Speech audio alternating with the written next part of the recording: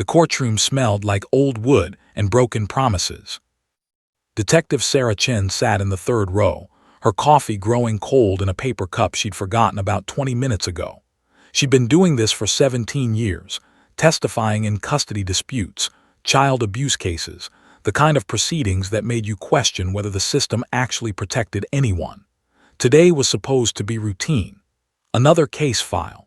Another kid caught in the middle of two parents who claimed to love them but seemed more interested in destroying each other.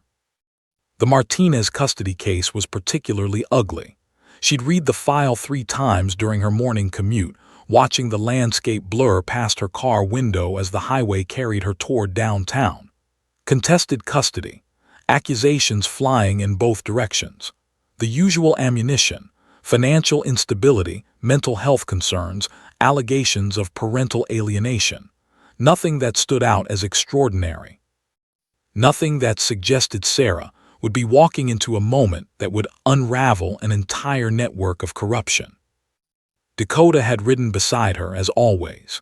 The dog was a beautiful German shepherd, her coat a rich mahogany color, her alert eyes constantly scanning the road with the intelligence that years of training had honed into something almost supernatural.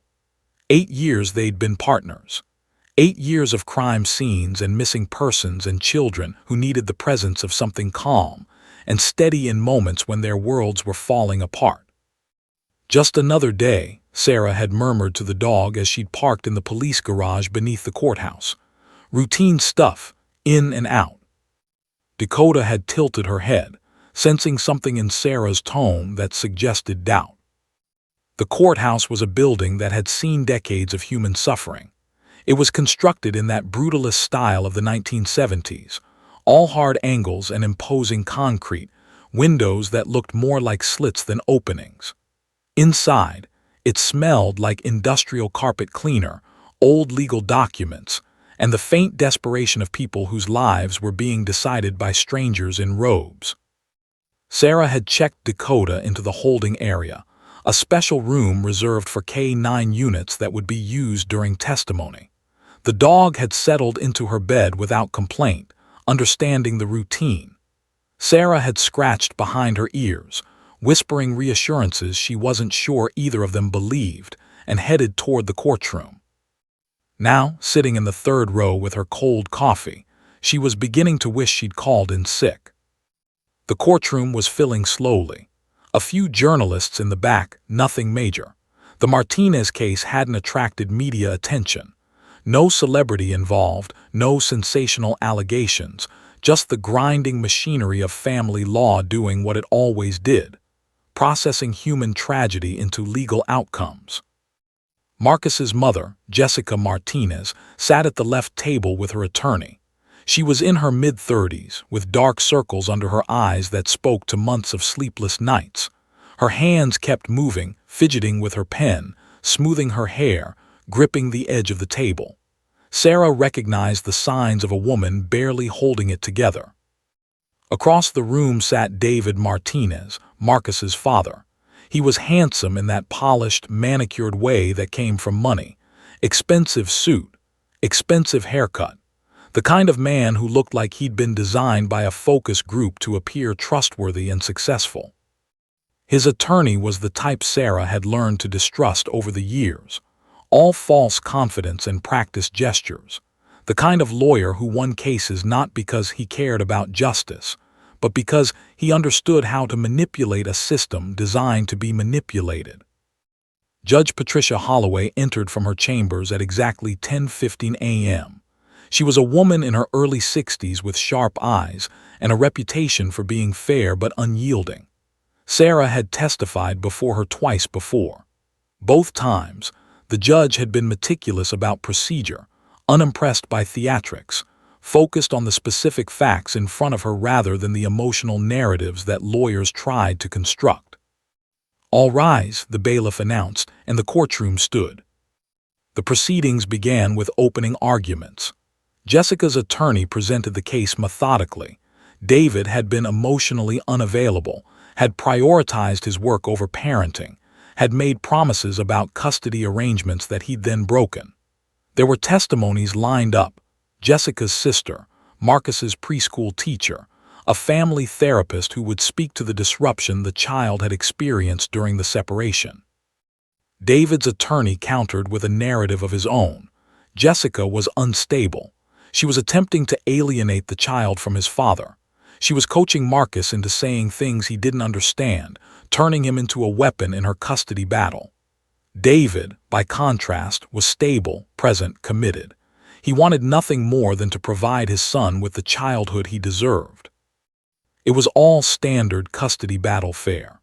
The kind of case that usually ended with a judge splitting custody down the middle and telling both parents to figure out how to co-parent without destroying their child in the process. And then the judge said something that changed everything. "I've reviewed the petition from the child's counsel," Judge Holloway announced, looking up from her notes with an expression of controlled displeasure. "The request to have the minor testify has been approved. However, I want to ensure this child is as comfortable as possible during what will undoubtedly be a stressful experience. I understand the police department has a trauma-certified K-9 unit available." Sarah's head snapped up. She hadn't expected this. The child's attorney, a sharp woman named Rebecca Liu who'd built her reputation on taking cases that other lawyers wouldn't touch, stood. "Yes, Your Honor.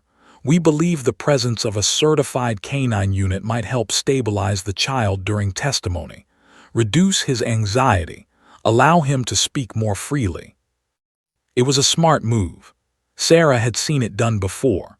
Dogs had a way of grounding children in the present moment, of giving them something to focus on when the weight of adult proceedings threatened to crush them. Dakota was perfect for this kind of work, calm, responsive, intuitive about the emotional states of the children she encountered. "Officer Chen," Judge Holloway said, looking directly at Sarah, "is your K-9 unit available to assist?" Sarah stood, her heart already beginning to accelerate with something she couldn't quite name. Premonition, maybe, or just the recognition that something about this case felt different from the beginning. "Yes, Your Honor. Dakota is trained for trauma support with children. She's available whenever you need her."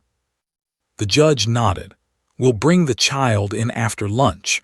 The presence of the dog will be permitted." It was a small decision, a procedural adjustment to a routine custody hearing.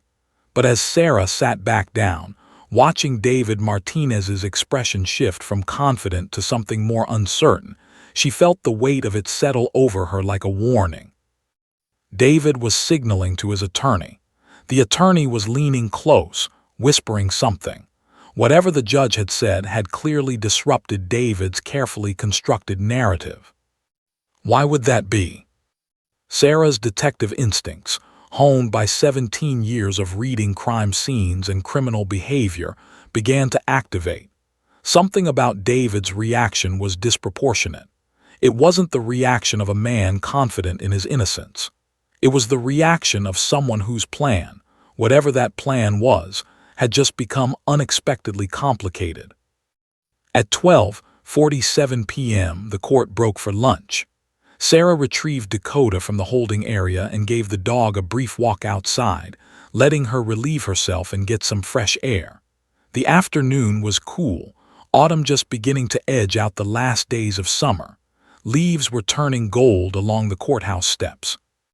When they returned for the afternoon session, Sarah carried Dakota on the leash beside her, aware of the curious looks from other court officers and courthouse personnel. A K-9 unit in family court was unusual enough to draw attention. The courtroom filled more slowly for the afternoon session. Word had spread that a child would be testifying. The journalists who'd been dozing in the back gallery were suddenly alert, scribbling notes, checking their phones. A child's testimony in a contested custody case was unusual. These cases were typically decided on the testimony of adults and professionals, not on what a toddler might say. Sarah checked Dakota's collar one final time, making sure the leash was secure, that the dog was properly groomed and presented. In a few minutes, a 3-year-old boy would be brought into this courtroom. In a few minutes, Sarah's carefully routine day would transform into something she would never be able to forget.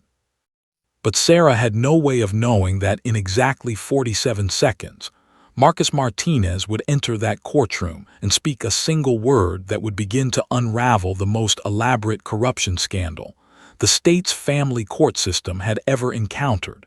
Sarah's mind raced. Dakota. The dog's name was Dakota. It had been for 8 years, 8 years of rescues, 8 years of crime scenes, 8 years of being Sarah's constant companion through the darkest moments of her career. Sarah was the only handler the dog had ever known professionally. The case file in front of Judge Holloway made absolutely no mention of Dakota by name. This was their first appearance at this particular courthouse, their first involvement with the Martinez custody dispute. The dog wasn't even supposed to have a name in the official record. She was supposed to be identified as K9 Unit or Officer Chen's canine partner. Anonymous, professional, detached. So how did a 3-year-old boy know the dog's name? The courtroom erupted in whispered murmurs. Lawyers bent their heads together, engaging in rapid-fire conversations. The judge's stenographer paused, her fingers hovering over her keyboard. Judge Holloway's eyes narrowed. She set down her pen with deliberate precision. "Silence," she commanded, her voice cutting through the chaos like a blade. "I will have silence in this courtroom or I will clear the gallery immediately." The murmuring subsided into stunned quiet. Marcus's mother, Jessica, stood up so abruptly her chair scraped backward with a screech that made everyone flinch. Her face had gone pale, her eyes wide with something that looked like shock mixed with desperate hope. "Objection!" Her attorney tried to pull her back down, but Jessica was staring at her son with an intensity that transcended courtroom protocol. He couldn't possibly, how did he?" "Sit down," Judge Holloway commanded, her voice dropping to something colder and more deliberate. "Sit down immediately, or I will have you removed from this courtroom." Jessica slowly lowered herself back into her chair, but her eyes never left Marcus. She was trembling, her entire body vibrating with some emotion Sarah couldn't quite identify. Relief, fear, vindication. David Martinez, by contrast, had gone completely still. The color had drained from his face in a way that was almost grotesque. His attorney was making urgent gestures, trying to get him to lean closer to confer, but David seemed unable to move. He was staring at his son with an expression of pure shock. Sarah made eye contact with Rebecca Liu, the child's attorney. Rebecca's expression was controlled, but Sarah could see the subtle narrowing of her eyes, the look of someone who had expected exactly this reaction. Rebecca knew something. Or more accurately, Rebecca had suspected something, and that suspicion had just been confirmed by a 3-year-old who couldn't possibly understand the implications of what he just said. The judge leaned toward the court stenographer. "Let the record show that the child identified the canine officer by her registered name prior to any introduction by the court. Let the record further show that this identification was unprompted and spontaneous. Note the time, 10:47 a.m. The stenographer's fingers flew across her keyboard, documenting the moment that would later be cited in federal indictments and legal appeals. Sarah's phone buzzed in her jacket pocket. She ignored it. Her full attention was on Marcus, who seemed to have settled down now that Dakota was nearby. The dog had moved closer to the witness stand without any command from Sarah, responding to some instinct or training that Sarah herself didn't fully understand. Dakota's head was tilted slightly, her dark eyes studying the small boy with the kind of intelligence that only came from years of work with traumatized children. Sarah hadn't given the dog a command. Dakota was acting on pure instinct, the instinct that animals develop around children they've been trained to help. But here's what made Sarah's stomach drop with a sensation like falling. Dakota had never been trained to help Marcus. Sarah had no record of ever working with this child. She would have remembered. A 3-year-old's case was unusual enough to stick with you, to become part of your case notes, to establish a professional relationship. Which meant either one of two things. The files were wrong, or someone had been lying about Dakota's involvement before today ever happened. Marcus, Rebecca said carefully, approaching the witness stand with the slowness of someone defusing a bomb. This was the moment. Sarah could feel it. This was the pivot point where everything changed. Rebecca's voice was gentle, but Sarah could hear the intensity underneath. The careful, controlled focus of a lawyer who had prepared for this exact moment and knew that the next few sentences could alter the trajectory of everyone's lives. "Can you tell me what Dakota's name is?" Rebecca asked. The question hung in the air like a suspended particle. The child looked confused, as if the question itself was strange. Of course he knew Dakota's name. That was obvious. It was like asking him his own name. "Dakota," he repeated, his small voice steady and certain. Sarah felt the weight of those words settle over the courtroom. One word, 4 syllables, the kind of thing that would normally be inconsequential, a child saying a name. But in this moment, in this place, surrounded by lawyers and judges and the machinery of the legal system, that one word was a detonation. "And how do you know Dakota?" Rebecca continued, her voice maintaining that careful, gentle tone. But Sarah could hear the intensity underneath, the controlled focus of someone who understood they were asking the question that would determine everything. This was it. This was the moment that Rebecca had been building toward through months of investigation and preparation. Marcus didn't answer immediately. Instead, he reached down and touched Dakota's head. The dog leaned into the contact with the kind of ease that spoke to familiarity. The gesture was gentle, unconscious, natural, the kind of thing a child does with an animal they've touched many times before. Dakota's tail moved in a slow, controlled wag, not the full-body enthusiasm of a dog greeting a stranger, but the measured, practiced response of a dog who'd been trained to respond with calm consistency. The courtroom seemed to hold its breath. "She comes to see me," Marcus said finally, his small voice carrying with perfect clarity to every corner of the room. "She comes to my house." Sarah felt the blood drain from her face. The courtroom exploded. The quiet that had been so carefully maintained shattered like glass. Lawyers jumped to their feet, all trying to speak at once. David Martinez's attorney was shouting something about objections. Jessica Martinez's hands flew to her mouth, her eyes filling with tears that might have been relief or might have been something darker, the confirmation of a suspicion she'd been dreading. The judge's gavel came down like thunder once, twice, 3 times. "Order! I will have order in this courtroom. Security, I want everyone except counsel to sit down or I will have you removed immediately." 2 courthouse security officers moved toward the gallery, their presence alone enough to motivate most of the onlookers to lower themselves back into their seats. But the damage was done. The secret was out. The question that everyone in the courtroom had been avoiding, how could a 3-year-old boy possibly know a police dog's name, had been answered in the most damaging possible way. Sarah watched David Martinez's world collapse in real time. His attorney was trying to get him to sit down, to stop staring at his son with an expression of such profound shock that it bordered on catatonic. But David couldn't look away. He was staring at Marcus with the expression of a man watching the foundation of his life crumble. And Sarah was realizing with sickening clarity that she had just walked into the middle of something far larger than a custody dispute. She had walked into the middle of an investigation she didn't know existed. She had brought Dakota into a courtroom where the dog's presence, the dog's very existence and training, was evidence of something. Her phone buzzed again in her pocket. This time she pulled it out. It was a text from Lieutenant Morris.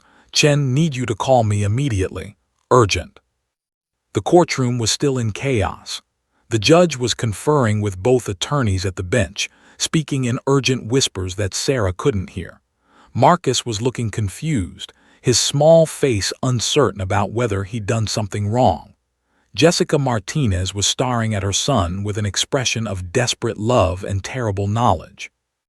And Sarah understood in that moment that everything she thought she knew about this case, everything she thought she understood about her own dog, about the system she served, about the work she did every day, was about to be revealed as incomplete at best and fundamentally corrupted at worst.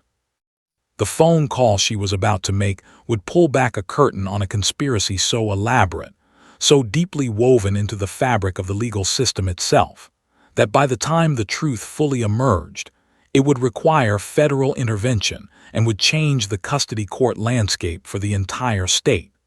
The judge ordered a 15-minute recess. The courtroom emptied in controlled chaos. Reporters were already making phone calls, their voices urgent and excited. This was the kind of story that made careers. The bailiffs ushered people toward the exits with the practiced efficiency of those who'd managed courtroom disruptions before. But this wasn't a normal disruption. Everyone could feel it. The air in the courtroom had changed, becoming charged with the kind of electricity that came from the sudden revelation of something larger than anyone had anticipated. Sarah found herself cornered by Rebecca Liu before she could even reach the holding area with Dakota. The attorney's hand gripped her arm with surprising force, pulling her into a quiet corner of the hallway, away from the flow of people and the prying ears of journalists. Rebecca's expression was urgent, her voice low and controlled. "Did you know?" Rebecca asked, her dark eyes boring into Sarah's with an intensity that suggested she already knew the answer but needed to hear it anyway. "Know what?" Sarah's mind was still spinning, trying to process what had just happened. "I have no record of ever working with this child. I swear on my career, on my badge, on everything I believe in, I have no documentation of Dakota ever being at that residence. I don't know how he knows her name. I don't understand any of this." Rebecca studied her for a long moment, her expression calculating. Then something shifted in her face, a subtle relaxation, the kind that came from accepting a truth she'd needed to verify. "Did you know," Rebecca repeated, her voice dropping even lower, "that someone has been taking Dakota to a child's house without official authorization?" Sarah's throat went dry. "3 weeks ago," Rebecca continued, still speaking in that low, controlled voice, "my client, Marcus's mother, Jessica, came to me with a concerning story. She said Marcus had begun talking about the dog lady visiting their house, about how the dog would come to his room, how the dog would stay with him during certain conversations, how the dog would be there when his father would ask him questions."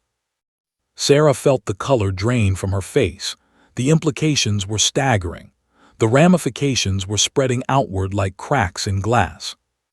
"What are you suggesting?" Sarah asked, though she already knew the answer.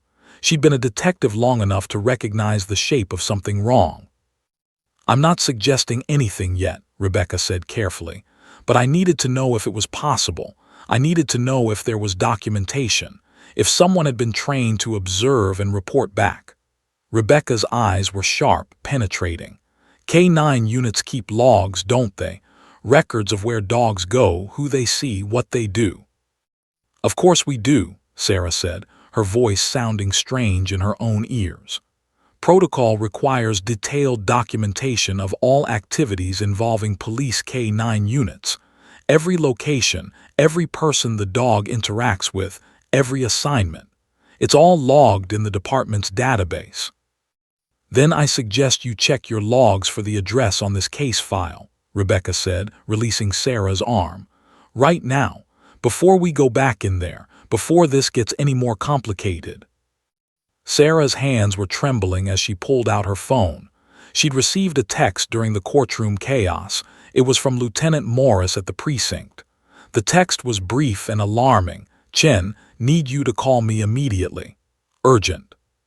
She stepped into a quiet corner of the courthouse hallway, finding a spot near the bathrooms where journalists wouldn't immediately spot her, and dialed. Morris picked up on the first ring.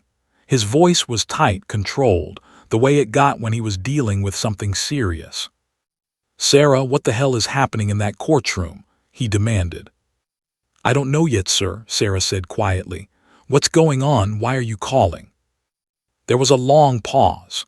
Sarah could hear him breathing on the other end, could sense him gathering information, preparing to deliver news that he knew would be troubling. "We have a problem," Morris said finally. A big one. An hour ago, I received a call from Internal Affairs.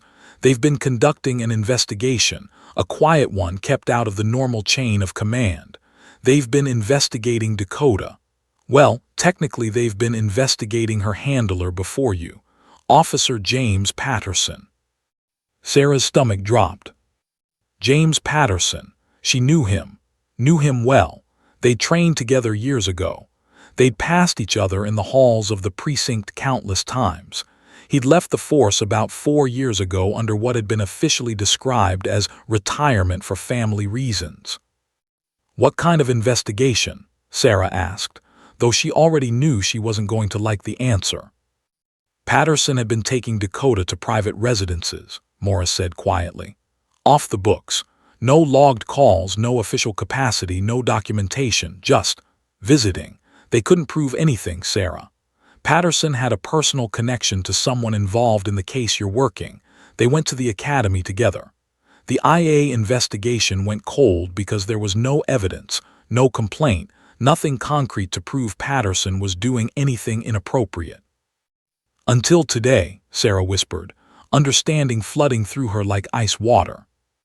Until today, Morris confirmed grimly. The mother filed a report 3 weeks ago, said Marcus had been talking about the dog visiting his room, said he'd mentioned the dog being there when his father told him things, when his father would. Morris stopped, unable to finish the sentence. Sarah, I think Patterson was using Dakota, using that dog to be present during something, to witness something, and I think the mother figured it out. Sarah's entire body went cold. The pieces were falling into place now, forming a picture that was almost too terrible to comprehend. The child, she said slowly, her detective's mind working through the implications, was being documented, unintentionally perhaps, but the dog was there, a witness, and someone knew it. Someone had trained that dog for that specific purpose, and when the case went cold when Patterson left the force, someone else had a record of it. We're going to need you to bring Dakota in for a full examination, Morris said, his voice heavy with the weight of what he was asking. Physical evidence, trace evidence, anything that would show extended, repeated contact with this child over an extended period. We need to prove that Dakota spent time in that house, that she spent time in that child's room. Sarah looked down at Dakota, who was sitting beside her with that alert, calm expression that she always wore. The dog had no idea what was happening. She was just waiting for her handler to tell her what came next. How long? Sarah asked. How long was Patterson taking Dakota there? 18 months before you took over, Morris said. That's the IA estimate, but it could have been longer. They don't have complete documentation because Patterson was deliberately avoiding creating documentation. Sarah closed her eyes. The dog was being tracked, she said, not as a question but as a realization. If Patterson was doing this deliberately, if he was planning something, he would have wanted to document it. He would have wanted proof that Dakota was there. There was another pause on the other end of the line. We're looking into that now, Morris said quietly. We have a warrant for Patterson's residence. We're examining his communications, his finances, everything. But Sarah, you need to understand what this means. If we can prove that Patterson was using Dakota as a witness to something, if we can prove that someone was deliberately placing the dog in a child's room, then we're not just looking at professional misconduct. We're looking at child abuse, Sarah finished. We're looking at someone using a police dog to document or somehow facilitate child abuse. The words hung in the air between them like poison. Get Dakota to the veterinary examination facility, Morris said firmly. Now, tell them it's a priority. Tell them we need full biological analysis. Hair, saliva, skin cells, anything that would show contact with the child. And Sarah, don't talk to anyone about this. Not yet. Not until we understand what we're dealing with. Sarah hung up the phone and stood in the quiet hallway of the courthouse, her mind reeling. Rebecca Liu emerged from the bathroom a moment later, as if she'd been waiting for Sarah's phone call to finish. The attorney's expression was knowing, sympathetic but determined. "So you didn't know," Rebecca said. "It wasn't a question." "I didn't know," Sarah confirmed. "But someone did. Someone trained that dog for a purpose, and when the investigation went cold, they kept that knowledge. And when this custody case emerged, when they realized that Marcus's mother might be figuring it out, they knew they needed to do something. They needed to get ahead of the story," Rebecca said, nodding slowly. "They needed to introduce Dakota into the courtroom in a controlled way, with official sanction, so that when the truth came out, it would seem like it was part of the legal process, so that the dog's presence would be explained rather than mysterious." "Who are they?" Sarah asked. Rebecca smiled sadly. "That's what we're going to find out. But I can tell you this, it goes higher than one corrupt officer. It goes higher than one father trying to win a custody case, because people don't go to this much trouble unless they have a lot to lose." And as Sarah walked Dakota toward the parking garage, heading toward the veterinary facility where the dog would be examined for evidence of a conspiracy she was only beginning to understand, she realized that the simple custody case had transformed into something far darker, something that would eventually expose corruption reaching into the very heart of the legal system itself. By the time court reconvened at 3:15 p.m., word had spread like wildfire through the courthouse. Sarah could see it in the way the bailiffs moved, their usual practiced efficiency replaced with something more alert, more careful. She could see it in how the court clerks whispered to each other, their eyes darting toward the gallery whenever someone new entered. She could see it in the journalists who'd been dozing in the back, suddenly awake and scribbling notes with the intensity of people who sensed a much larger story than they'd initially anticipated. Someone had briefed Judge Holloway. Someone had told her what they suspected. The judge's expression had shifted from judicial neutrality into something colder and more deliberate, the look of someone who understood they were sitting at the center of something that extended far beyond a simple custody dispute. Marcus's mother, Jessica Martinez, looked like she hadn't slept in weeks. Now, in the courtroom's harsh fluorescent lighting, that exhaustion was almost physical. Her hair was pulled back so tightly it seemed to pull her face taut, the skin stretched thin over her cheekbones. Her eyes were red-rimmed, her hands still trembling as she sat in the gallery, watching her son through the glass partition that separated the audience from the courtroom proper. The child had been returned to the care of a court-appointed guardian, a middle-aged woman named Mrs. Patterson who had over 20 years of experience with traumatized children. She sat with Marcus in a small room adjacent to the courtroom, keeping him calm, keeping him safe, keeping him away from the machinery that was now beginning to turn in earnest. The judge brought them back in, and instead of continuing the testimony, she made an announcement that changed everything. "Before we proceed with further testimony, I'm ordering a brief closed hearing," Judge Holloway announced, her voice carrying the weight of judicial authority. "The child will remain in the care of the court-appointed guardian. Officer Sarah Chen and attorney Rebecca Liu will join me in chambers immediately. All other parties will wait. We will reconvene in 30 minutes." The courtroom erupted in whispered speculation. David Martinez's attorney was on his feet, making objections that the judge ignored with the finality of someone who'd already made up her mind. Jessica Martinez looked like she might faint, her body trembling with something that could have been relief or terror or both simultaneously. Judge Holloway's chambers were wood-paneled, lined with law books and framed degrees from prestigious universities. The judge herself had studied at Yale Law School, had clerked for a federal judge, had spent 34 years navigating the complexities of the legal system, with a reputation for being fair, but absolutely uncompromising about procedure. She poured herself a glass of water from a crystal pitcher and didn't offer any to anyone else. That's how Sarah knew this was serious. "I've just received a call from the district attorney's office," Holloway began, her voice clipped and businesslike. "They're launching a formal investigation into potential child abuse related to this case. Officer James Patterson, now retired from the police force, has been named as a person of interest."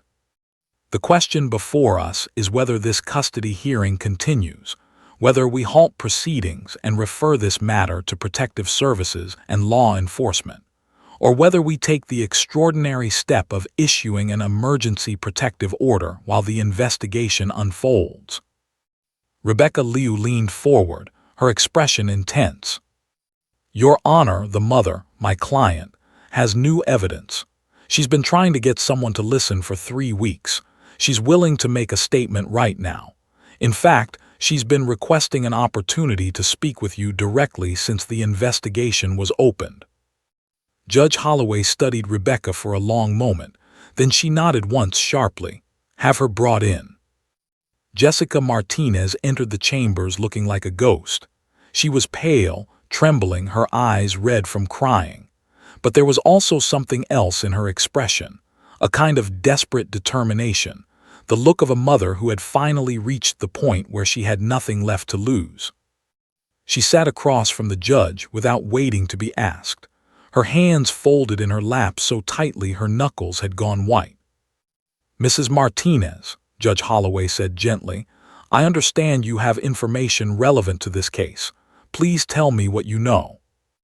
What followed was a recounting so devastating that Sarah found her hands gripping the armrests of her chair until her own knuckles went white. Jessica had divorced David Martinez 14 months ago. The custody battle had been vicious from the beginning. David had money, connections, a lawyer who specialized in making mothers look unstable and unfit.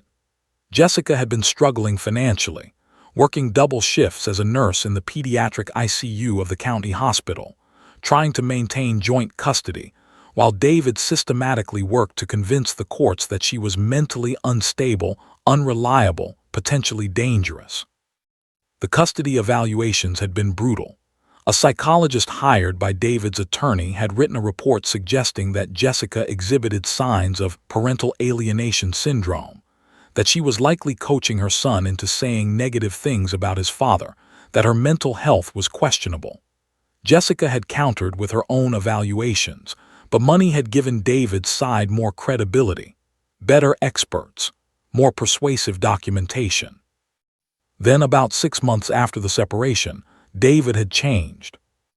He became suddenly, inexplicably confident, Jessica said, her voice trembling.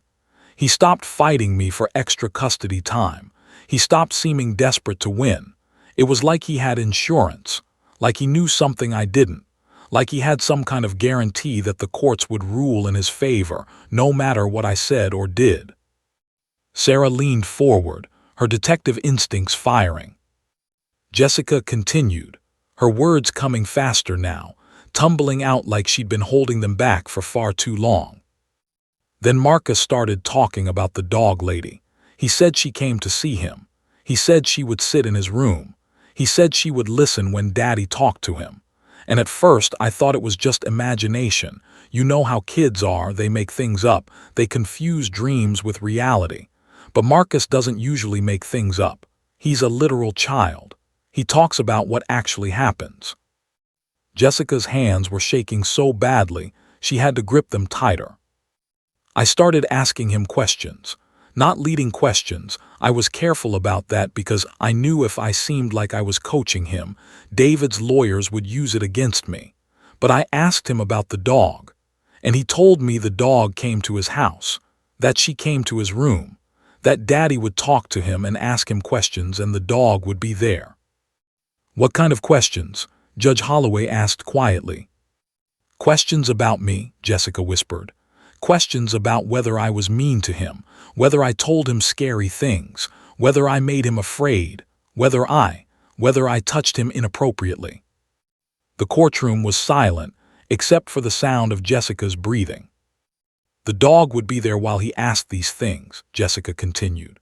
And Marcus would answer sometimes yes, sometimes no, depending on what David suggested.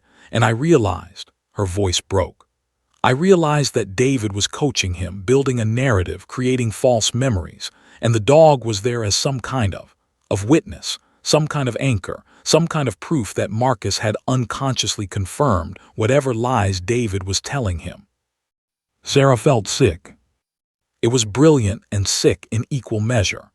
If no one ever found out about the visits, if no one ever discovered that a police dog had been deliberately placed in a child's room, David Martinez would have had a child who genuinely believed he'd experienced things he hadn't. And when Jessica tried to prove abuse, if she ever got desperate enough to try, Marcus would look like a confused kid with an unreliable mother who was trying to manipulate his testimony. But the mother had been smarter. "I started documenting everything," Jessica said, pulling a folder from her bag. "I kept a journal. Every time Marcus mentioned the dog, every time he said something that didn't make sense, every time his story seemed coached or artificial, I recorded his statements. I had him evaluated by a child psychologist, Dr. Alina Chen. She's at County Hospital.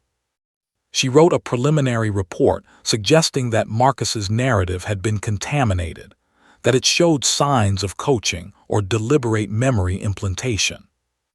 Jessica set the folder on the judge's desk. "I also did something else," Jessica said. "I hired a private investigator, not to follow David, I couldn't afford that, but to investigate the police department, to find out if a K-9 unit had been making visits to that address." Judge Holloway picked up the folder. Her expression didn't change as she read, but something shifted in her eyes. "And what did your investigator find?" the judge asked. "Nothing official," Jessica said. "The logs don't show any visits, but my investigator talked to neighbors. 2 of them mentioned seeing a police officer and a dog entering David's house on multiple occasions over a period of months. One neighbor even had a photograph, took it by accident because she was photographing her own yard. But there was the officer and the dog, clear as day, walking up David's driveway." Jessica pulled out a photograph and set it on the judge's desk. Sarah couldn't see it from where she sat, but she saw the judge's expression shift into something harder. "Why didn't you come forward sooner?" Judge Holloway asked, her voice gentle but probing. "Because I was afraid," Jessica said simply, and there was something in that honesty that made Sarah's heart ache. "David has money, he has lawyers, he has a police officer as a friend, who was going to believe me, a working mother against a successful businessman with connections. And if I pushed too hard, if I seemed too aggressive, he might have used the dog visits as evidence that I was unstable, that I was jealous, that I was trying to turn the child against him, that I was making up crazy stories about police conspiracies." Jessica's eyes met Judge Holloway's.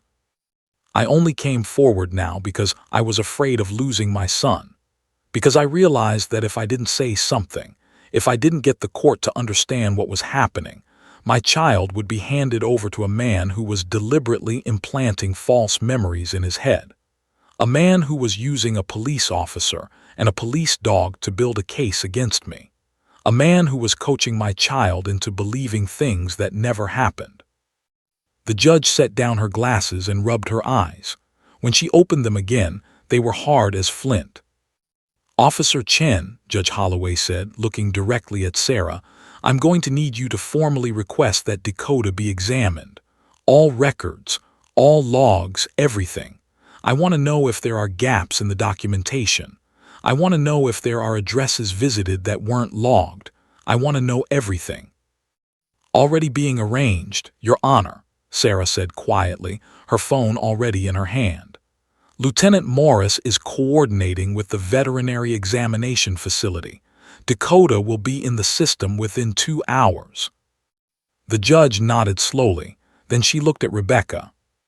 "Get your client a protective services liaison," Holloway instructed. "She's going to need support for what comes next. And Rebecca, you did good work here, real good work." Because everyone in that chambers knew that what came next wouldn't be a custody decision. It would be a criminal investigation.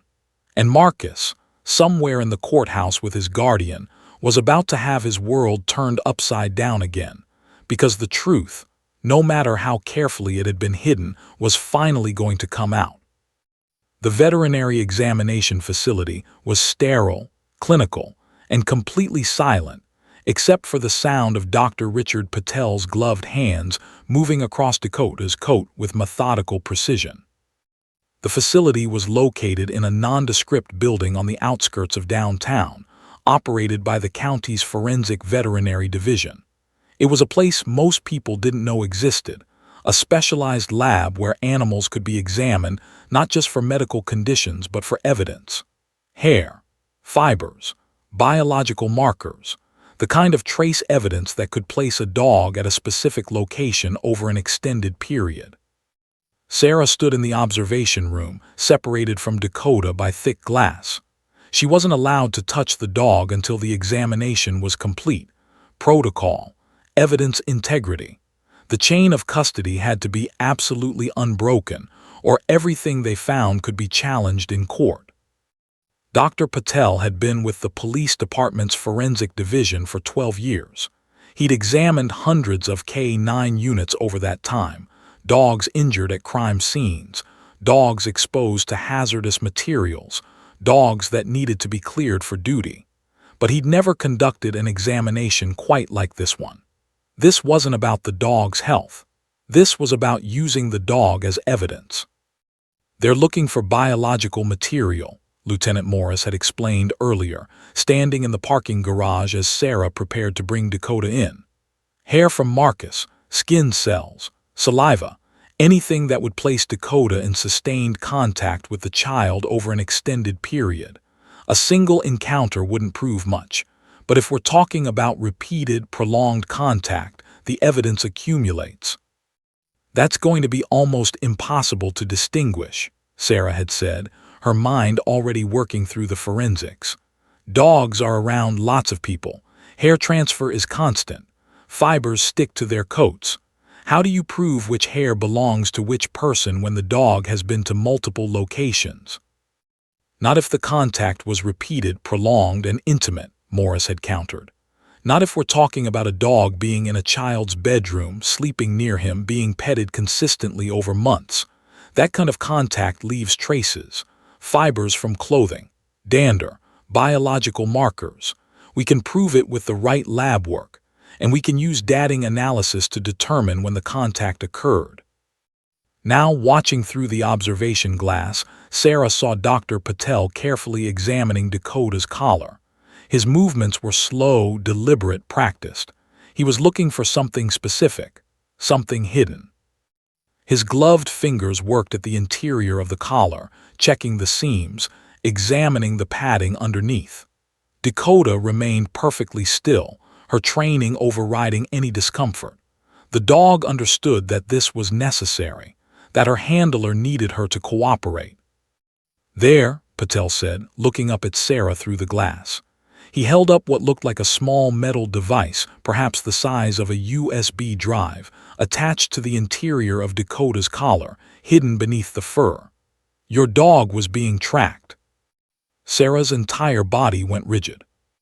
Morris swore under his breath beside her. "That's a GPS unit," Patel confirmed, his voice steady but his expression grim.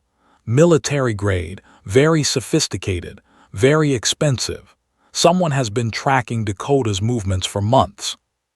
Which meant only one thing. Someone had wanted to document exactly where Dakota went, who she visited, how long she stayed. Which meant James Patterson had known he was being investigated. He'd known that Dakota might be examined.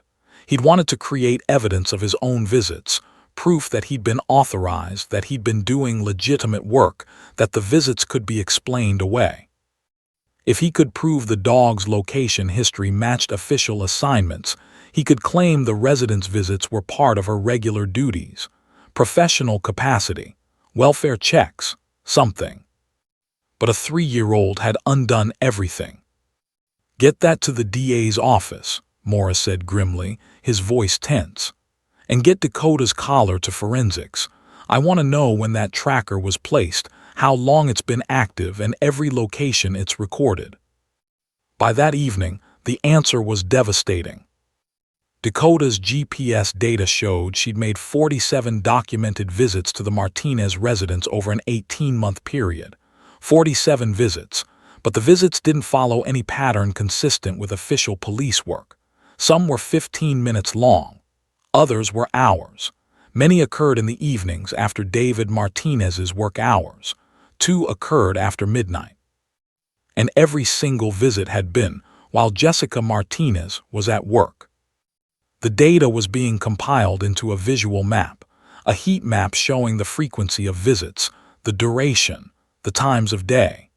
It looked less like police work and more like deliberate, carefully orchestrated visits designed to avoid detection. The DA's office moved fast. Within 48 hours, James Patterson was arrested at his home, a modest house in the suburbs, exactly the kind of place an ex-cop on a pension might afford. The arrest was executed early in the morning, before dawn, with federal agents present. Word spread quickly through the police department. Patterson's attorney immediately announced that his client would be pleading not guilty and requesting bail. The bail hearing was scheduled for the following morning. But the evidence kept coming.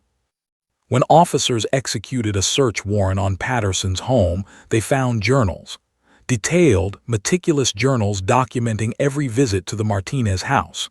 Not just dates and times, but descriptions, observations, notes on conversations, notes on how Marcus had responded to certain questions, certain suggestions. Words like effectiveness and behavioral anchor and memory implantation appeared repeatedly throughout the journals. And worst of all, they found audio recordings. Patterson had been recording Marcus. Not video, just audio, captured on a tiny device hidden in Dakota's collar. The same collar that contained the GPS tracker. Patterson had essentially weaponized the dog, turning her into a mobile surveillance unit designed to document a child being coached into false memories. The audio files were horrifying. Sarah listened to excerpts in a federal audio analysis lab, her stomach churning with every word. Patterson's voice, calm and professional, asking a young child leading questions, describing scenarios, suggesting narratives. "Does mommy ever make you feel scared?" Patterson would ask. "Tell me about the time mommy yelled at you.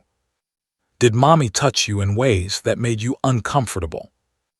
And Marcus's small voice, confused, trying to please the adult authority figure, eventually agreeing to things that hadn't happened, describing experiences he'd never had, constructing narratives out of adult suggestion and childhood suggestibility.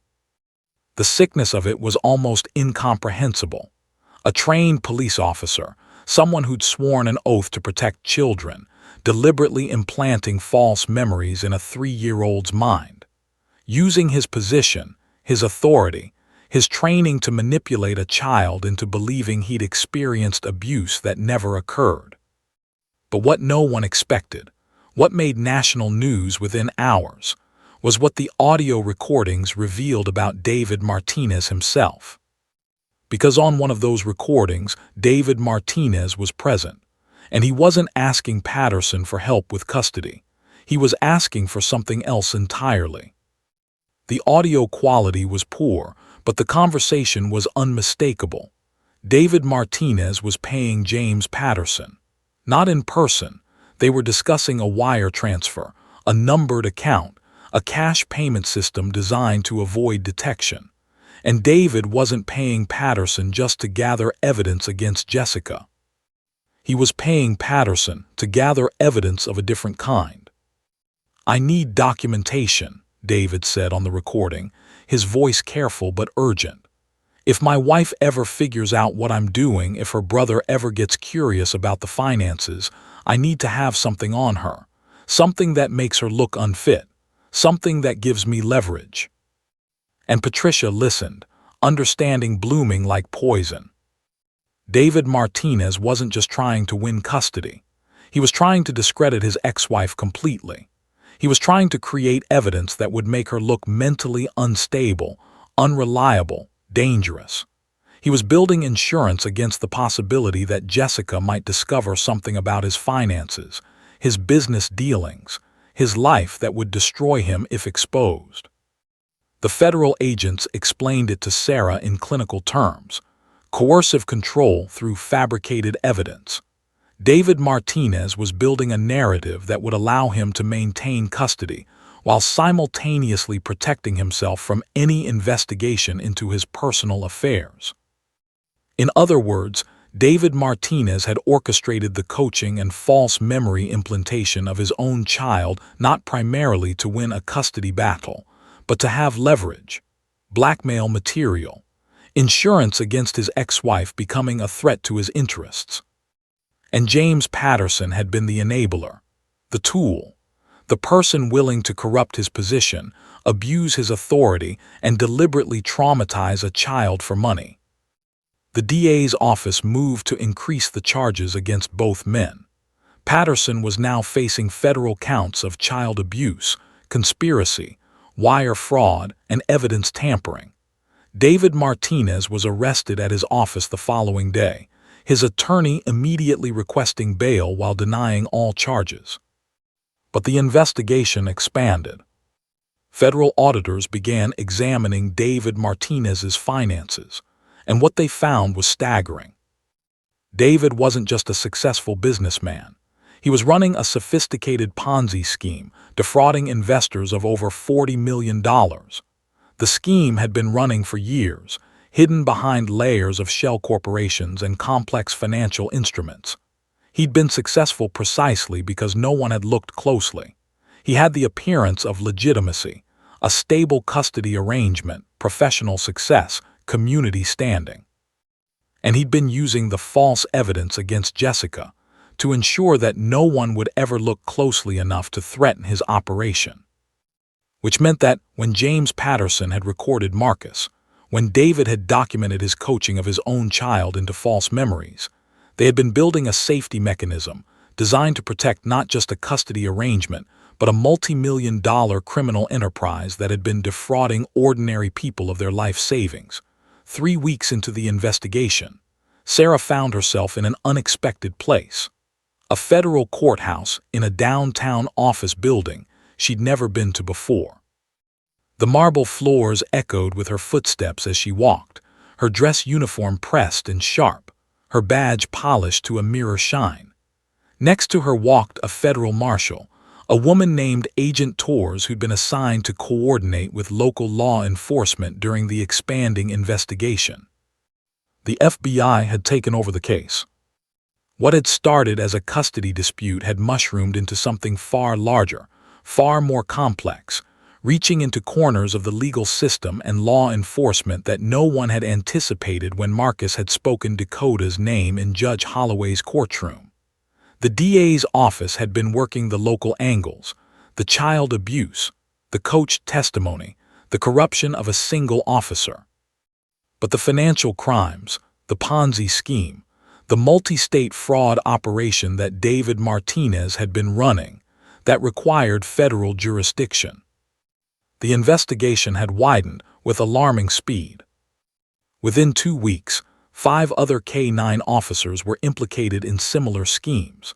Not all of them as extreme as Patterson's involvement with Marcus, but each one showing a pattern of using their dogs for unauthorized purposes. One officer had been placing GPS trackers on dogs and selling the location data to private investigators. Another had been allowing his dog to be used in intimidation tactics by a debt collection operation. A third had been documenting evidence of infidelity for divorce lawyers without authorization. It became clear that what had started as one corrupt officer was actually a network, a system, a pattern of abuse so widespread that it suggested something deeper was wrong with the oversight mechanisms that were supposed to prevent exactly this kind of corruption. 3 family court judges were now under investigation for suspiciously ruling in favor of cases where Patterson or his associates had been involved. Their decisions showed a pattern, always favoring the clients of the same 3 law firms, always dismissing concerns raised by opposing counsel, always ruling quickly and decisively in ways that benefited Patterson's employers. And the prominent custody lawyer, one of the most successful in the state, with an impressive win rate in high-stakes custody disputes, was arrested for conspiracy. Her name was Patricia Westbrook, and her office had been the central hub coordinating the network. Sarah's phone had been ringing constantly. Journalists wanting interviews. Other officers asking questions. Internal affairs investigators wanting detailed accounts of her work with Dakota, her interactions with Patterson before his retirement, any suspicious behavior she might have noticed. She'd cooperated fully. She had nothing to hide, but the betrayal was still raw. Patterson had been a colleague, someone she'd trained with, someone she'd trusted, and he'd been using that trust, using the system, using the very dog that Sarah had worked with for 8 years to destroy a child's sense of reality.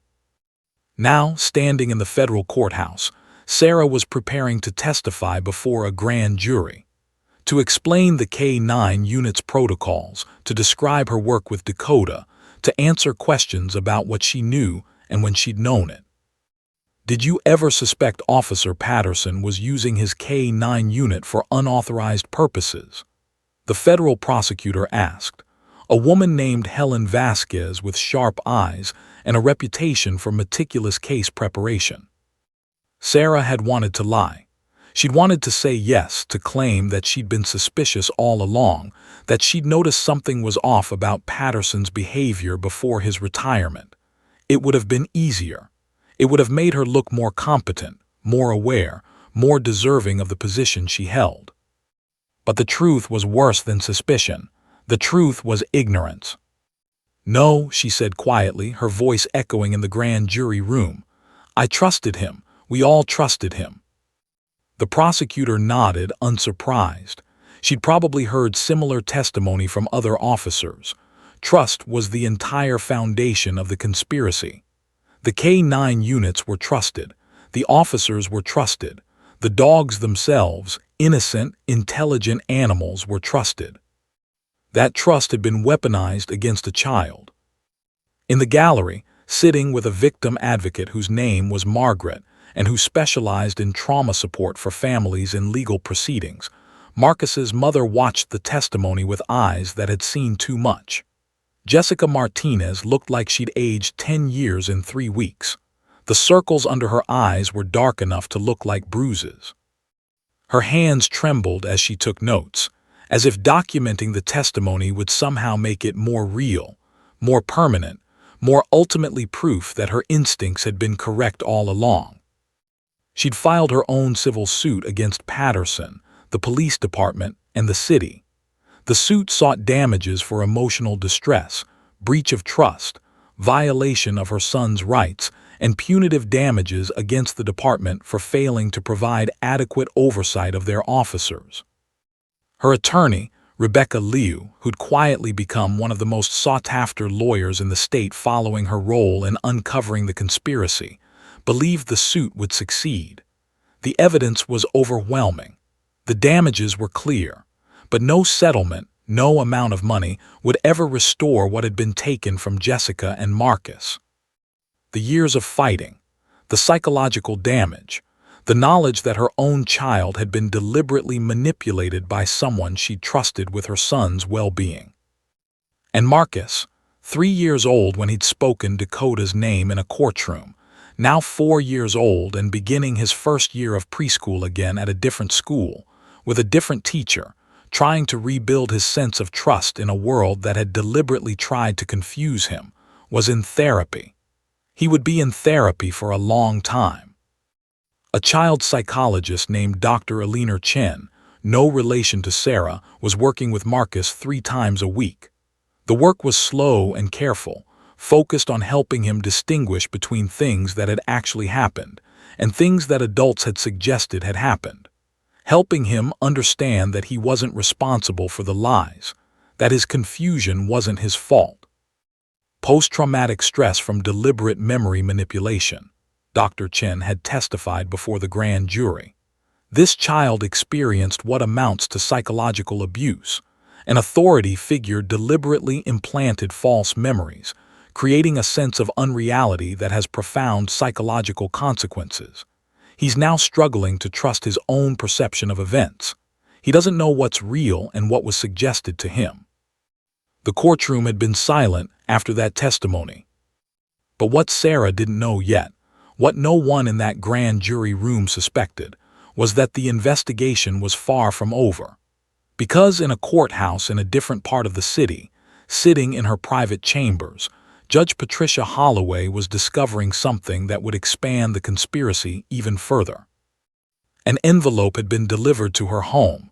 No postage, no return address, just her name written in neat, careful handwriting on cream-colored paper.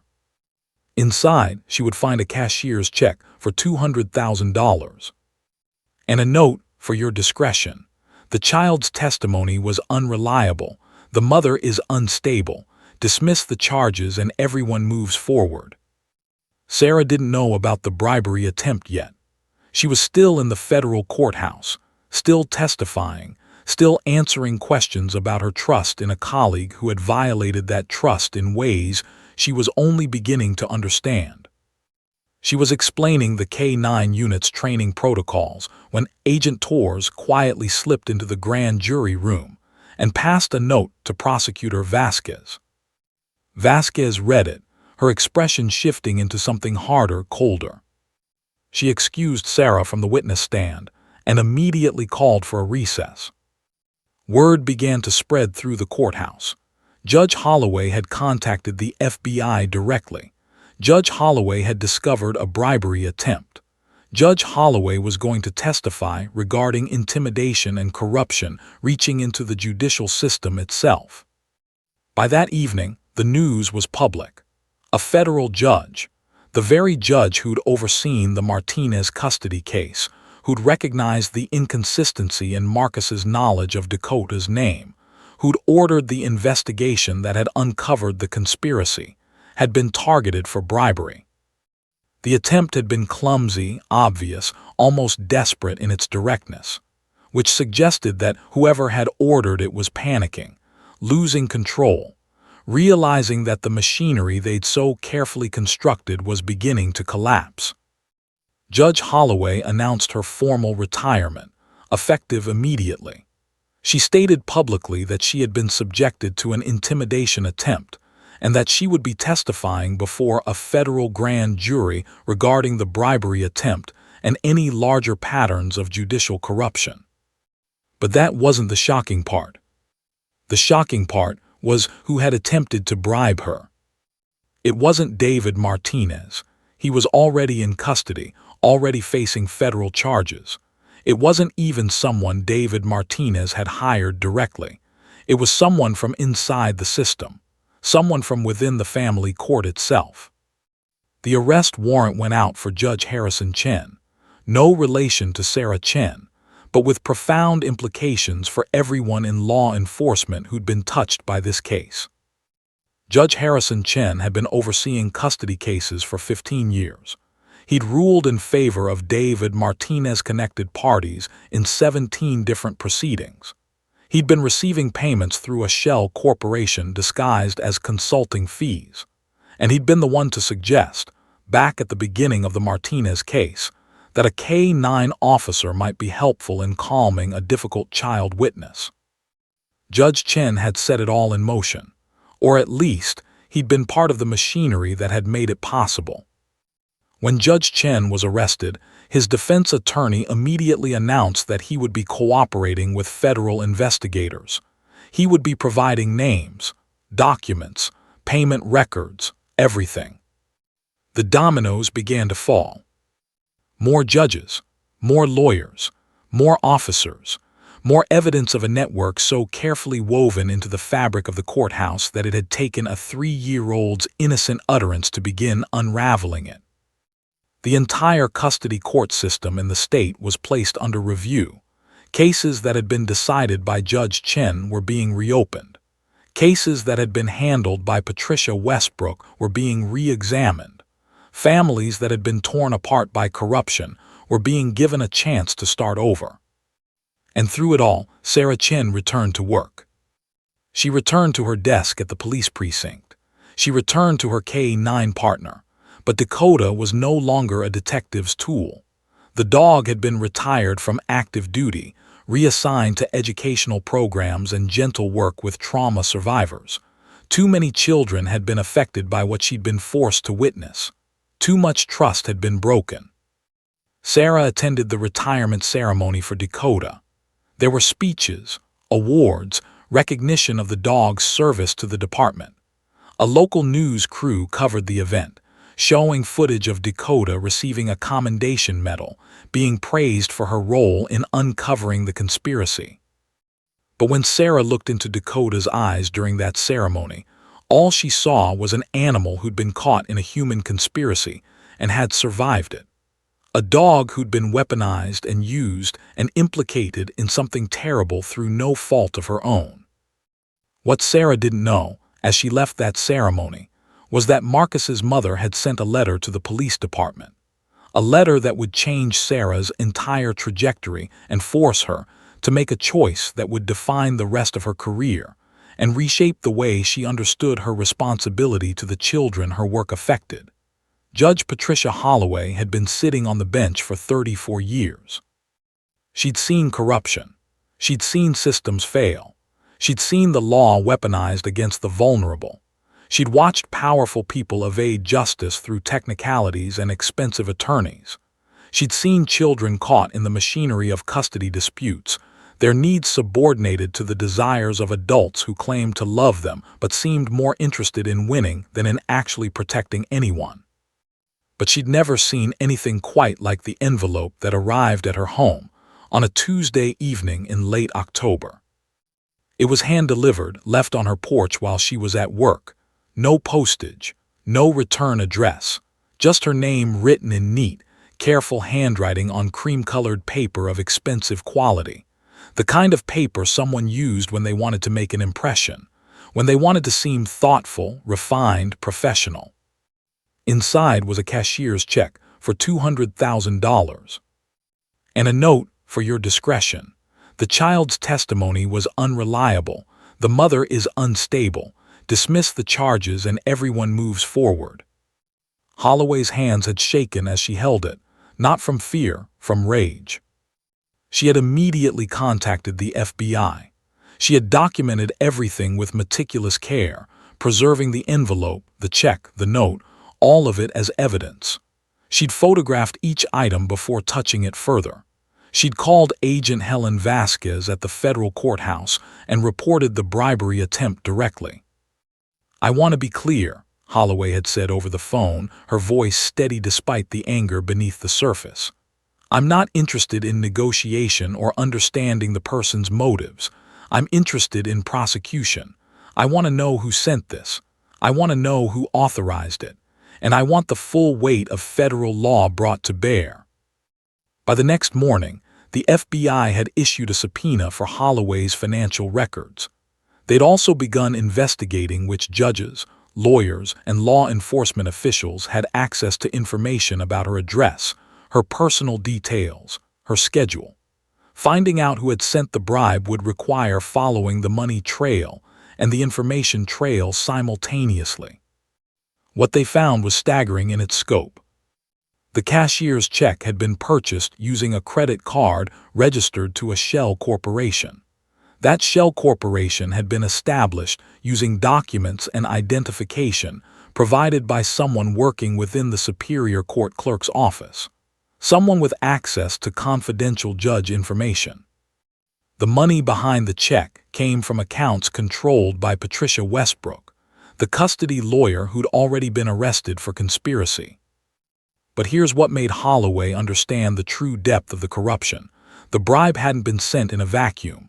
According to the FBI's investigation, at least 7 other judges had received similar envelopes, similar checks, similar notes. Some had reported them immediately. Others had been tempted. One had actually considered accepting before his conscience caught up with him.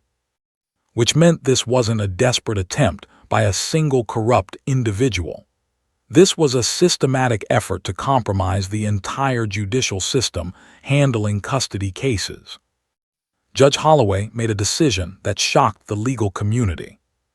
She announced her formal retirement, effective immediately. She stated publicly that she had been subjected to an intimidation attempt and that she would be testifying before a federal grand jury regarding the bribery attempt.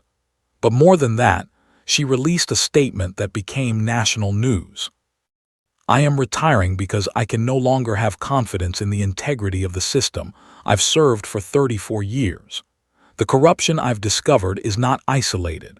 It is systemic. It reaches into the chambers of judges, the offices of lawyers, and the ranks of law enforcement. It suggests that entire custody cases have been decided not on the merits, but on the financial interests of people who were willing to weaponize children to protect themselves. I am retiring because continuing to serve in a system this compromised would constitute tacit acceptance of that corruption." The statement sent shockwaves through the legal community. Media outlets picked it up immediately. Legal scholars began analyzing what Holloway's retirement meant for pending cases, for the integrity of prior decisions, for the families whose lives had been affected by potentially corrupted judgments. And then came the arrests. Judge Harrison Chen was arrested at his home on a Friday morning. Federal agents executed the search warrant while his family was present, seizing computers, financial records, documents from his home office. The arrest was broadcast on local news, Chen being led out of his house in handcuffs, his face ashen, his expensive suit unable to protect him from the humiliation of federal prosecution. Chen's attorney announced immediately that his client would be cooperating with federal investigators. He would be providing names, documents, payment records, everything. Which meant the dominoes would begin to fall. And they did. Over the course of 2 weeks, 8 more judges were arrested, 5 more lawyers, 14 police officers, including 3 K-9 handlers beyond Patterson, 2 court clerks, a forensic psychologist who'd been writing evaluations tailored to match the narratives that paying clients wanted. Each arrest led to more information. Each cooperation agreement led to more names. Each document discovered led to more evidence of a network so carefully woven into the fabric of the legal system that it made Judge Holloway's decision to retire seem prophetic. The entire custody court system in the state was placed under federal review. A special master was appointed to oversee re-examination of cases decided by the judges now under investigation. Families that had been torn apart by potentially corrupted decisions were being notified. Children who'd been placed with abusive parents because of biased judicial decisions were being re-evaluated for protective custody. It was chaos, but it was necessary chaos. The kind of disruption that was required to begin healing a system that had been fundamentally compromised. Judge Holloway testified before the federal grand jury 3 times over the course of 2 months. Each time, she provided detailed accounts of her observations about judicial corruption, about the pressure she'd witnessed other judges experiencing, about the sophisticated way the network had operated to maintain control over family law outcomes. "I believe," she testified during her final appearance before the grand jury, "that every case decided by Judge Chen should be reopened and re-examined. I believe that every lawyer who worked with Patricia Westbrook should have their case files audited. I believe that every K-9 officer involved in custody cases during the relevant time period should have their work reviewed. This corruption was not victimless. It destroyed families. It placed children in danger. It robbed people of their right to a fair legal proceeding." Her testimony was cited in federal indictments, in civil suits, in appeals of prior decisions that were now being challenged as products of a corrupted system.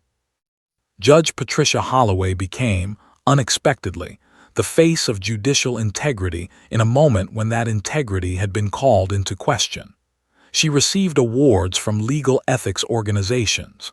Law schools invited her to speak about corruption and the importance of reporting suspected wrongdoing. But in private moments, she struggled with the weight of what she'd discovered. She'd been part of the system for 34 years. She'd trusted her colleagues. She'd believed in the integrity of the legal process even when she saw individual cases that troubled her. She'd assumed that the system, while imperfect, had built-in safeguards to prevent exactly this kind of systematic corruption. She'd been wrong. In an interview with a legal journal months later, Holloway reflected on the experience. "I think what I failed to understand for most of my career was that safeguards are only effective if people actively use them, if people actively report suspicious behavior, if people actively question outcomes that don't make sense, if people actively refuse to tolerate corruption, even when it's easier to look away.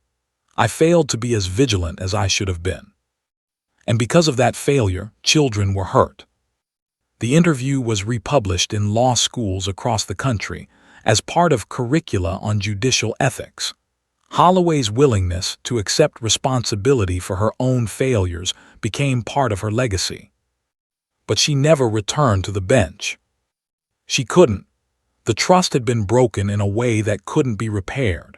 She'd lost confidence in the system itself, not just in the individuals who'd corrupted it. And she understood that a judge operating without confidence in the system's integrity was a judge who couldn't serve effectively. Instead, she became a consultant, helping establish oversight mechanisms for family courts in other states. She worked with federal investigators to develop better protocols for detecting corruption. She became an advocate for judicial accountability. And in a small apartment across the city, Marcus's mother received notification that her ex-husband's case was being reopened on appeal, that the federal government was pursuing not just criminal charges, but asset forfeiture related to his fraud scheme, and that her custody rights were being formally restored, not just restored, but affirmed with a federal protection order that would prevent any future challenges to her parental authority. The letter arrived in a cream-colored envelope with careful handwriting. Sarah recognized the handwriting immediately. It was the same handwriting that had been on the envelope containing the bribe check sent to Judge Holloway. No, that wasn't right. That handwriting had been the handwriting of someone trying to hide their identity. This handwriting was different. This was someone writing openly, honestly, someone who didn't need to hide who they were. The return address read, Jessica Martinez, with an address Sarah recognized from the case file. Sarah opened it slowly, carefully, aware that she was about to read something that would matter. To Officer Sarah Chen, I wanted you to know what your honesty meant. When you said under oath that you hadn't suspected Patterson, when you admitted that you trusted him without reservation, you were telling the truth. But more importantly, you were admitting it. In a profession where reputation is everything, where admitting ignorance or failure can destroy a career, you risked yours by being honest. I'm writing to you because I'm starting a non-profit organization. It will be focused on supporting families caught in custody battles where corruption may be present. We need someone who understands the system from the inside, someone who's seen how it can be twisted, someone who cares about protecting children. I'm asking if you'd consider consulting with us, not to leave the force, unless you want to, but to help us train families, train lawyers, train even other officers on how to recognize the warning signs of what happened to us, how to spot coached testimony, how to identify when a child's narrative has been contaminated, how to push back against systems that prioritize winning over protecting children. Marcus asks about Dakota sometimes. He's not afraid of the dog anymore. He's learned that not everything that happened was the dog's fault. He's learned that sometimes the system is broken not because people are evil, but because they stop questioning things. They stop looking. They stop believing that small voices matter. Thank you for making sure his voice mattered. Jessica Martinez. Sarah read the letter 3 times. Then she set it down on her desk and didn't move for a long time. She thought about Dakota, about Patterson, about Judge Chen sitting in a federal holding cell waiting for trial. She thought about Marcus, who had spoken a single word in a courtroom and unraveled an empire of corruption. She thought about the other families, the other children, the other cases that Judge Chen had corrupted with his biased rulings. She thought about the system she served, a system that was fundamentally broken, Not in its foundational structure. The law itself was sound, the constitutional principles were solid, but broken in the way it was implemented, in the accountability mechanisms that weren't being used, in the willingness of good people to look away when something didn't feel right. That evening, Sarah had a conversation with Lieutenant Morris in his office.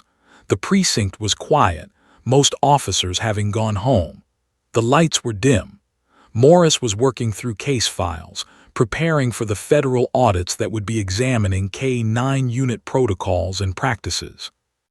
"I want to request a transfer," Sarah said without preamble. Morris looked up from his desk, his expression shifting to concern. "Transfer where?" "Not away from law enforcement," Sarah said quickly, "but toward something different. I've been approached about consulting with a victim advocacy organization. They're working on preventing exactly what happened to Marcus. They want to establish training protocols, create educational resources, help families navigate systems that might be compromised." Morris set down his pen. He studied Sarah for a long moment, his expression unreadable. "That's important work," he said finally, "but I'd like to see you do it in an official capacity, within the department." "What do you mean?" Sarah asked. "I mean we're establishing a new division," Morris said. "Police Department Advocacy and Oversight. We're going to have officers working directly with child protection agencies, with families, with the courts. People who understand law enforcement from the inside but who are also willing to push back when something doesn't feel right. I want you to head that division." Sarah felt something shift inside her, a purpose she hadn't known she was looking for. "I'd need Dakota with me sometimes," she said, "not as a working K-9, but as a therapy animal, as a reminder of what happens when systems fail children." "I think that's appropriate," Morris said. He pulled out a form from his desk drawer. "Let's make it official." 3 months later, Sarah found herself in a small office in a building downtown that also housed the nonprofit Jessica Martinez had founded. The office was modest, just a desk, some filing cabinets, a small meeting table, but it was a beginning. Sarah trained advocates on how to spot signs of coached testimony in children. She consulted on custody cases where red flags appeared. She worked with federal investigators to understand the scope of the corruption that had been uncovered.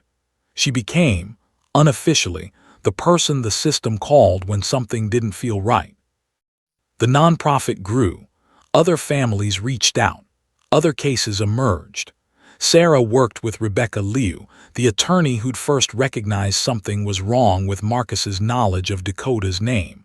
Together, they developed protocols for identifying potential corruption in family court proceedings. They created educational materials for families navigating custody battles. They established a hotline for people who suspected judicial or legal corruption. They worked with universities to develop training programs for law students on how to recognize and report unethical behavior. And Marcus, 3 years old when he'd spoken Dakota's name in a courtroom, grew up knowing that he had changed the system, that his small voice had mattered, that sometimes justice required someone brave enough to question everything. He remembered Dakota for years.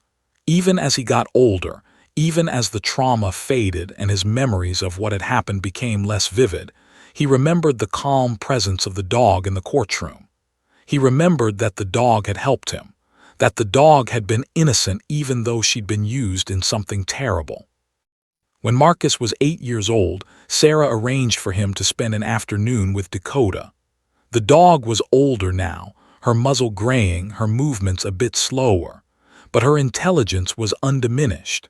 She recognized something in Marcus, the child she'd been present for, the child whose testimony had unraveled a conspiracy. They sat together in a grassy park, Marcus and Dakota, with Jessica watching from a nearby bench and Sarah sitting quietly to the side. Marcus petted the dog, and Dakota leaned into him, her tail moving slowly. "She's a good dog," Marcus said to Sarah. "She is," Sarah agreed. "She tried to help you, even though people used her to do bad things." That wasn't her fault, Marcus said simply, with the wisdom of a child who'd learned hard lessons early. She didn't know what was happening. No, Sarah said. She didn't, but you knew something was wrong. You remembered her name. That's what saved you. The courtroom that had gone silent when a 3-year-old spoke to a police dog became a symbol. A moment when the machinery of corruption ground to a halt. A moment when the truth, no matter how small and vulnerable, couldn't be contained anymore. Sarah Chen never wrote a book about it. She never did interviews with major media outlets. But when young officers asked her how she'd known something was wrong, how she'd managed to maintain her integrity in a system that had been so thoroughly compromised, she always gave the same answer. I listened to a 3-year-old boy tell me the truth. Once you've heard that, once you've witnessed a child speaking something true despite all the pressure to say something false, you can't unhear it. You spend the rest of your life making sure you listen to every voice that's small, because you never know which one is going to save us all. Her division expanded. She hired other officers, other advocates, other people who believed that the system needed to be reformed from within. They worked quietly, without fanfare, doing the kind of unglamorous work that was essential but often unnoticed. They helped families appeal cases decided by corrupt judges. They trained law enforcement on how to recognize signs of abuse masquerading as custody disputes. They worked with child psychologists to develop better protocols for interviewing children in legal settings. And in a small apartment across the city, a boy and his mother watched the news report about the latest custody court reform initiative, one that included new oversight protocols, mandatory background checks on all court personnel, protections for children during testimony, and requirements for judicial ethics training. Marcus was 7 now. He didn't remember most of the original events. The details had faded, but he remembered Dakota, and he understood in the way that children who've been tested sometimes do that he had been part of something that mattered, that his small voice, his utterance of a single word in a courtroom, had set in motion a series of events that had changed systems, protected other children, reformed the way the law treated family disputes. Jessica watched her son grow with a sense of gratitude mixed with residual grief. Her ex-husband was serving a 20-year sentence for fraud, with additional time waiting after that. His assets had been seized. His ability to hurt anyone else had been effectively eliminated. But the cost had been high. Years of fighting, years of legal battles, years of psychological damage that would take decades to fully heal. Still, there was justice. Not perfect justice. Nothing could undo what had been done to Marcus. But real justice, accountability, a system that had been forced to acknowledge its failures and begin the long work of reform. Sarah often thought about Patterson, now serving time in a federal prison, his career destroyed, his freedom taken away. She felt no sympathy for him. He had made his choices. He had accepted money to traumatize a child. He had weaponized his position and his training and the trust placed in him.